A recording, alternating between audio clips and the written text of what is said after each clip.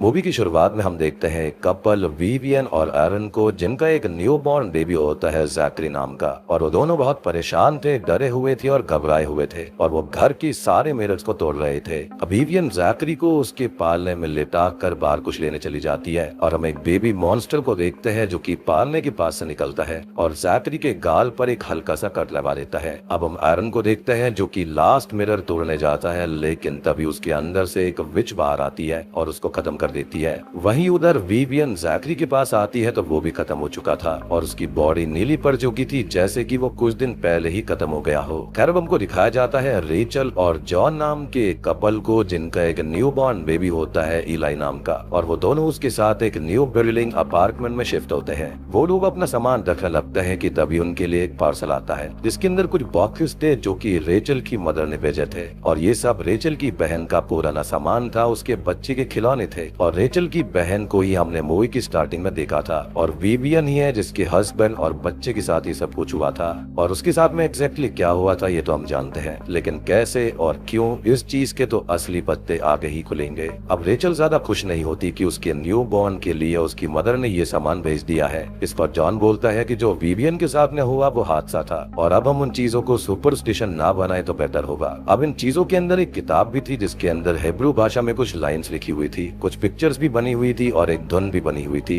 अब रेचल को हिब्रू भाषा तो नहीं आती थी, लेकिन जॉन यहाँ पर एक यहूदी यानी कि जीव था जो कि रेचल से शादी करने के लिए कन्वर्ट हो गया था, तो उसे थोड़ी बहुत आती थी। और वो एक किताब में चेक करके बताता है कि बुक के अंदर जो लाइन्स है वो एक तरह का ललबाय है, साथ ही साथ एक धुन भी बनी हुई थी, तो वो भी वही होगी। और रेचल उसे गुनगुनाने की कोशिश भी करती है, लेकिन एक फोन कॉल से वो बुक बंद कर देती है। अब कुछ महीने बिल्कुल सही जाता है, लेकिन इलाई सभी नॉर्मल बच्चों की तरह बहुत रोता था और सोता नहीं था, जिससे वो लोग काफी परेशान रहने लगे थे। परेशान भी नहीं बल्कि थक गए थे और स्ट्रेस्ड हो गए थे, क्योंकि बच्चों को पालना आसान नहीं होता। अब वो दोनों ही अपने काम से छुट्टी लेकर इलाई का ध्यान रख रहे थे। जहाँ पर रेचल का रेस्ट ऑफ बिजनेस होता है, वहीं जॉन एक आर्टिस्ट है जिसके आर्ट्स की एग्जीबिशन लगती है, तो आज वो अपनी एग्जीबिशन के लिए चला जाता है और रेचल अकेले ही घर पर इलाई का ध्यान रखती है। अब वो उसे शांत कर सुलाने की कोशिश करती है, लेकिन वो सोता ही नहीं, और उसके लिए बेडशीट निकालते वक्त उसे वही किताब मिलती है जिसके अंदर वो लालबाई लिखी हुई थी, जिसको वो गुनगुनाती है। और अब इलाई वो धुन सुनकर तुरंत ही आराम से सो जाता है, लेकिन हम घर की एक मिरर पर क्रैक्स आता हुआ देख पाते हैं। अब रात को जॉन काम से वापस आता है और रेचल उसको बताती है कि उसने इलाई को आराम से सुला दिया था, जिससे वो भी काफी खुश होता है। अब वो दोनों रात को सो जाते हैं और बेबी मॉनिटर वहीं पर रखा हुआ था, जिस पर हम एक विच को देखते हैं जो कि इलाई के पालने के पास में आती है, और इसी विच को हमने मूवी की स्टार्टिंग में भी देखा था। रेचल ये देखकर तुरंत ही इलाई के पास में जाती है, लेकिन उसके रूम में कोई भी नहीं था, लेकिन क्लोजेट वहाँ को ओपन हो रखा था, तो वो उसको चेक करती है जहाँ से कुछ नहीं मिलता। वो बेबी मॉनिटर को चेक करती है जहाँ पर उसको लगता है कि ये खराब हो गया होगा, तो वो उसे कचरे में फेंक देती है। अब जब वो बाहर आती है तो उसे कुछ हलचल महसूस होती है और वो सभी जगह पर चेक करने लगती है, लेकिन उसे कुछ भी नहीं मिलता, और एक मिरर में वो खुद को देखने लगती है, लेकिन हमें उस मिरर में वही विच उसके ऊपर नजर रखते हुए दिखाई देती है। साथ ही साथ उस क्रैक्ड मिरर पर और भी ज्यादा क्रैक्स आने लगते हैं। खैर अगले दिन जॉन शावर ले रहा होता है कि तभी रेचल भी उसके पास में आती है, लेकिन उसके अंदर जॉन को वही विच दिखाई देती है, जिससे वो डर जाता है और उसे पुश करता है, और इस चीज से रेचल काफी ज्यादा नाराज हो जाती है। अब वो मार्केट जाती है न्यू बेबी मॉनिटर लेने के लिए, लेकिन यहाँ पर भी अपने आप उसे अंधेरा दिखने लगता है और वही विच उसको हॉन्ट करती है, जिससे वो बहुत ही ज्यादा डर जाती है। यानी कि इनके घर के अंदर फिलहाल पैरानॉर्मल एक्टिविटीज हो रही थी।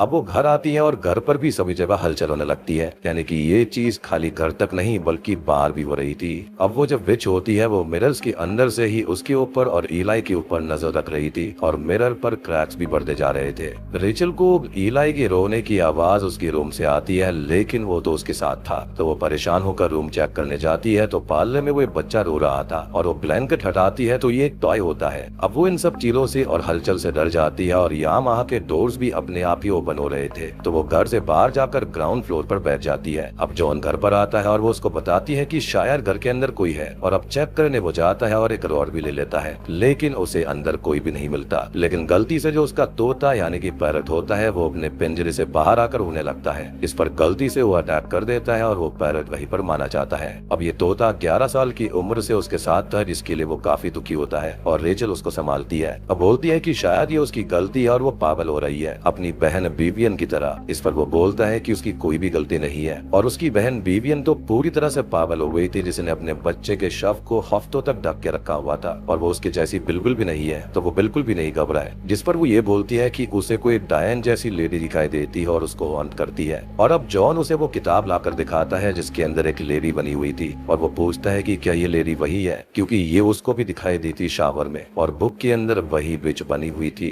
अब वो दोनों काफी ज्यादा टेंशन में आ जाते हैं और वो एक दूसरे को संभालते हैं कि ये जो कुछ भी होगा वो दोनों मिलकर सह लेंगे और इस चीज से वो दोनों मिलकर ही बाहर आएंगे। अब रात को जॉन को ईलाई के रोने की आवाज बाहर से आती है जबकि वो उनके साथ ही सोया हुआ था और वो नींद में उसे चुप कराने जाने लगता है, लेकिन जाते जाते ग्राउंड फ्लोर पर पहुंच जाता है और ट्रैश के पास जहां पर उसने वो किताब फेंकी थी और ये ईलाई ये रोने की आवाज में उस किताब ने ही उसको बुलाया था और वो उसे लेकर वापस घर चला जाता है। सुबह रेचल जागती है जिसके पास में ईलाई भी था, लेकिन वो सडनली गायब हो जाता है और ब्लैंकेट के अंदर से उसके रोने की आवाज आती है जिसे वो ढूंढने लगती है, लेकिन उसे वहाँ पर मरा हुआ ईलाई मिलता है जिससे वो बहुत ही ज्यादा घबरा जाती है, लेकिन वो रियल में ठीक था जिससे उसकी सांस में सांस आती है। अब अगले सीन में जॉन ईलाई को लेकर चला जाता है क्योंकि आज रेचल को कहीं जरूरी काम से जाना था।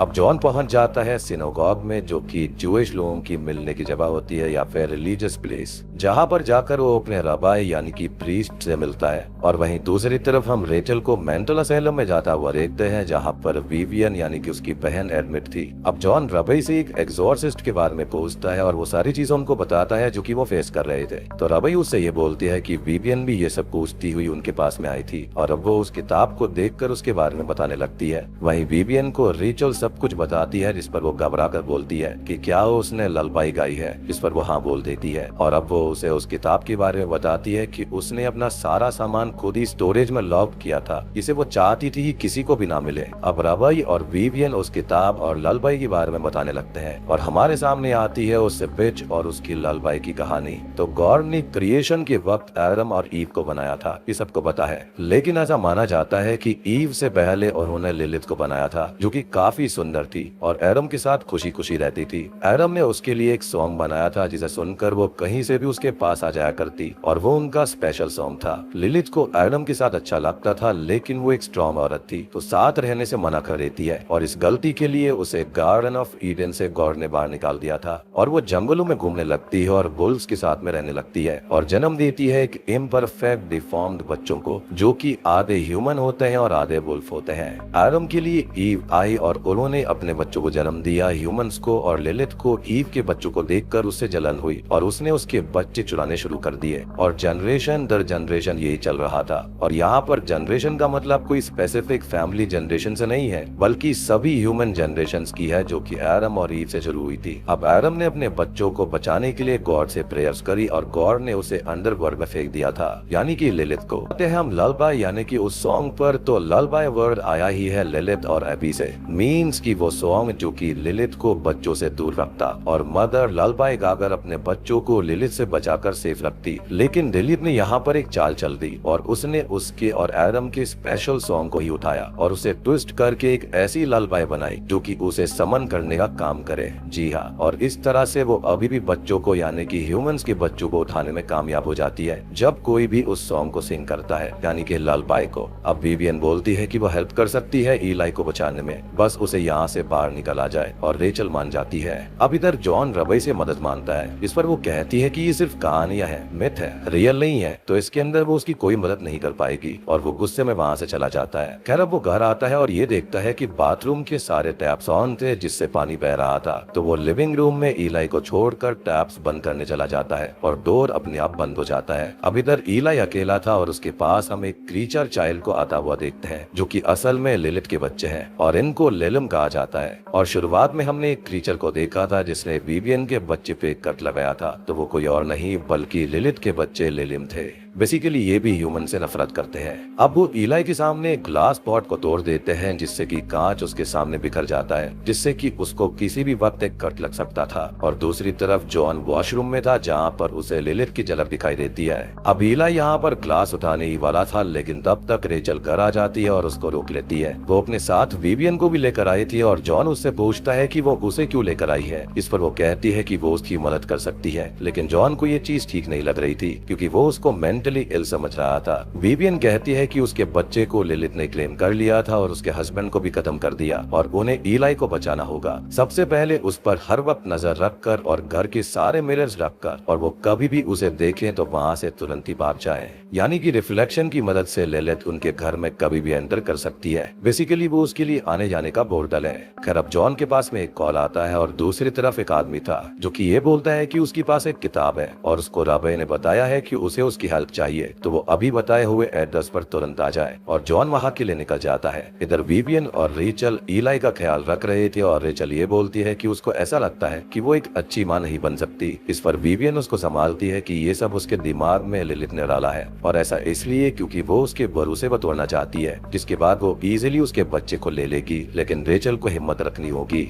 अब इधर जॉन एड्रेस ढूंढकर पहुंच जाता है रबाई कोहेन से मिलने। वो उस किताब को चेक करके उसको ये बताता है कि इसके अंदर लिखी हुई ललबाई किसी ने सिंग करी होगी। इस पर वो बोलता है कि हाँ, ये उसकी वाइफ ने करी थी। और अब वो ये बोलते हैं कि अब उनका बच्चा ईलाई लिलिथ की नजर में है, तो सबसे पहले उन्हें लिलिथ को ईलाई से बचाना होगा। और वो बच्चे को सीधे क्लेम नहीं करती, बल्कि ये किसी रिचुअल की तरह होता है। साथ ही साथ उसके लिए अभी डोर्स तक ओपन नहीं हुए हैं इस दुनिया में आने के। तो रिचुअल्स में 3 स्टेप्स होते हैं। पहला तो वो लालबाई सिंग करना, फिर घर में किसी क्लीन का खून बहना, और जॉन बताता है कि उसके पैरट की जान चली गई थी और अब यहाँ पर खाली आखिरी स्टेप बचा है और वो है ईलाई का एक बूंद खून बहना। और जैसे ही ये चीज होगी लिलिथ उसको लेने आ जाएगी। यानी कि शुरुआत में जो उस बच्चे को हल्का सा स्क्रैच लगा था वहाँ पर खून बह गया था उस बच्चे का, इसलिए ही लिलिथ उसको क्लेम कर पाई थी। और ये करता कौन है? ये उसके बच्चे लिलिम करते हैं। और आपको वो वाला सीन भी याद होगा कि जब जॉन ईलाई को घर पर लेकर आया था तो वहाँ पर लिलिम ने यानी कि लिलिथ के बच्चों ने ईलाई के सामने कांच फोड़ दिया था ताकि उसके खून का एक कतरा निकल जाए, ताकि रिचुअल कंप्लीट हो जाए और लिलिथ आकर उसको क्लेम कर ले।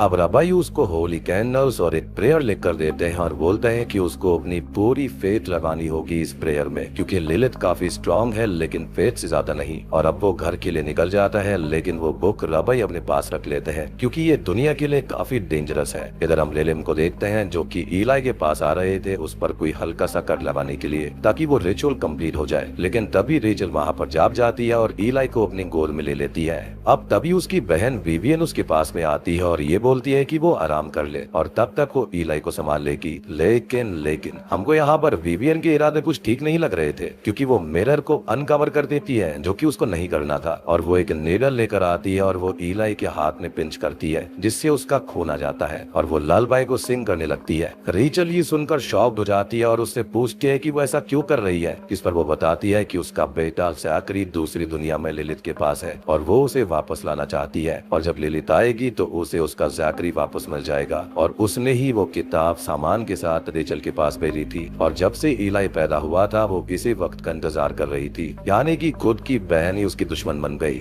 और यहाँ पर ये वाली जो चीज है वो बिल्कुल ईव और लिलिथ की जेलसी वाली है। अब रेचल को अपनी बहन के ऊपर गुस्सा आ जाता है और वो उस पर अटैक करती है। अब उन दोनों की हाथापाई होती है, लेकिन अब तक लिलिथ आकर ईलाई को ले जाती है और विवियन उसके पीछे जाती है और रेचल को भी साथ खींच ले जाती है। इधर जॉन घर आ रहा था तो उस पर भी लिलिथ अटैक करती है, लेकिन वो बच जाता है। अब वो घर आकर मिरर देखता है तो उसके अंदर उसे रेचल दिख जाती है, लेकिन तभी वो गायब हो जाती है। तो वो उन कैंडल्स को लाइट करके सभी मिरर्स को देखने लगता है। इधर रेचल पर लिलिम अटैक करते हैं, लेकिन वो उनसे बचकर भागती है और विवियन उसके पास में आती है और बोलती है कि वो ईलाई को बुलाए पूरी फेथ के साथ, और ऐसे ही वो उसको ढूंढ पाएंगे और वो दोनों ही बच्चों को बचा पाएंगे। बेसिकली ये लिलिथ की दुनिया में चले गए थे। रेचल अब ईलाई का नाम लेती है और अब उसे उसकी आवाज आने लगती है जिसका वो पीछा करती है। इधर लिलिथ जॉन पर अटैक करने आती है और उन कैंडल्स को लेकर बुझा देती है, लेकिन वो प्रेयर्स पढ़ने लगता है, वो भी अपनी पूरी फेथ के साथ, और अब वो कैंडल्स फिर से लाइट अप हो जाती है और लिलिथ वहाँ से चली जाती है। अब इधर रेचल ईलाई को ढूंढ रही थी और वो एक रूम में पहुंचती है जहाँ पर उसको ईलाई मिल जाता है, लेकिन अब लिलिथ वहाँ पर आती है और उस पर अटैक करके ईलाई को ले लेती है। विवियन भी वहाँ पर आती है और वो लिलिथ पर अटैक करके ईलाई को रेचल के हाथों में दे देती है और उसे भागने का बोलती है और खुद लिलिथ को रोकने में लग जाती है, लेकिन अपनी डेंजरस ललबाई को सुनाकर लिलिथ उसको खत्म कर देती है। अब वो एक हॉलवे से भाग रही थी जहाँ पर ढेर सारे मिरर्स थे जिनके जरिए लिलिथ बच्चों पर नजर रखती थी,